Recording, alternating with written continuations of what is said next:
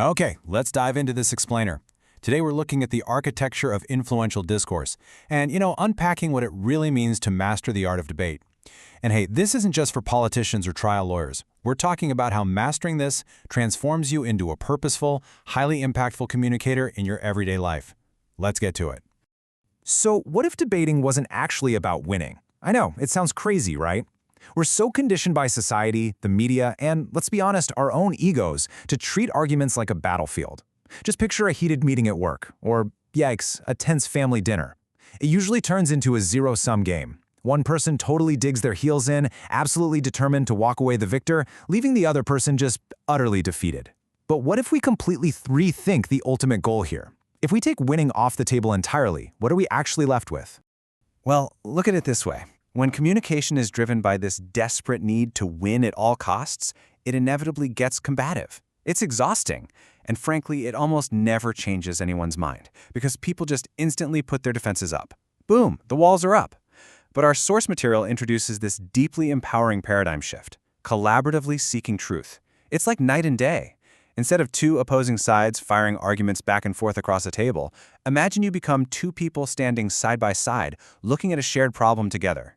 When people feel like they're on a mutual journey of discovery rather than, under attack, those defenses drop, and that is when real progress and true persuasion is actually possible. The foundation of influence. Seeking that shared truth requires a totally different kind of groundwork. True influence, it absolutely does not come from just having the loudest voice in the room. I mean, we've all been there, right? Someone tries to completely dominate a discussion by talking over everyone or just aggressively shutting down anything they disagree with. Sure, they might get their way in the moment, but they definitely aren't building lasting influence. Real power comes from the actual mechanics of how you construct your position. It's all about laying a rock-solid foundation that others can actually stand on with you. The person who quietly brings undeniable, structured logic to the table, they are almost always going to outlast the person relying on sheer volume.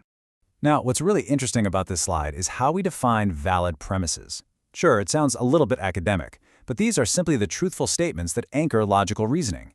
Basically, think of them as the essential building blocks of trust in any conversation, because if you don't start with a fundamental truth, the whole structure of your communication just crumbles.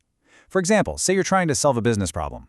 A totally invalid premise would be jumping in with, well, our competitor's product is terrible. That's purely subjective. It immediately alienates anyone who might disagree. But a valid premise relies on undeniable facts, something more like, our competitor captured 20% of the market share last quarter. See the difference? Starting with a verified truth gives everyone a safe, agreeable starting point. It strips the raw emotion right out of the equation and focuses everyone's energy on the actual problem. Moving from that safe starting point is a journey. Step 1, you start small. Build your arguments on those true premises we just talked about. Ground yourself in basic logic. Step 2, persuade others with integrity. This is where the real shift happens. It doesn't mean twisting the data to fit your own narrative. Persuading with integrity means actively acknowledging valid opposing points. If someone raises a great counter-argument, you don't just ignore it, you integrate it. You literally say, hey, that is a totally valid concern about the timeline. Let's factor that into our solution. You guide them clearly and honestly through your reasoning. And that leads right to step 3, seeking truth collaboratively. When you scale up to this airtight, honest approach, you construct an environment where everyone is working together to find the absolute best possible answer. The source material sums up this paradigm shift perfectly. The art of debating isn't about winning at all costs. It's about collaboratively seeking truth and making the best decisions through reasoned exchange. Just let that sink in for a second. That idea really captures this massive leap from confrontation to collaboration. It's a powerful reminder that at the end of the day, effective communication is really about making the best decisions together, not tearing each other's ideas apart. And this brilliantly illustrates what the source calls the collaborative bridge.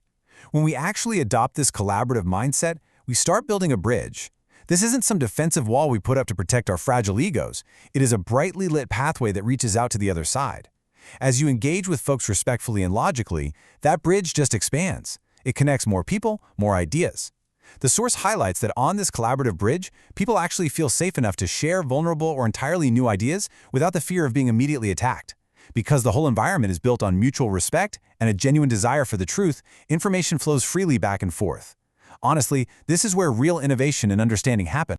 When you master these skills, your entire approach totally shifts. You communicate with absolute clarity, ensuring your ideas are understood without any confusion, trimming away all that unnecessary fluff that usually muddles up arguments. You also gain a whole new level of confidence. And I'm not talking about that fragile, loud confidence of someone who just desperately wants to be right. This is unshakable confidence, because you know your foundation is backed by valid logic and true premises, not just raw emotion. And finally, you operate with real purpose. You aren't just using your voice to fill the silence or score a cheap point. You are purposefully navigating discussions to reach a better, more effective conclusion that actually benefits the group. Elevate every conversation. Operating with that clarity, confidence, and purpose naturally elevates literally every conversation you enter. By backing your voice with sound reasoning and deep integrity, you don't just win a point, you fundamentally raise the quality of the entire exchange.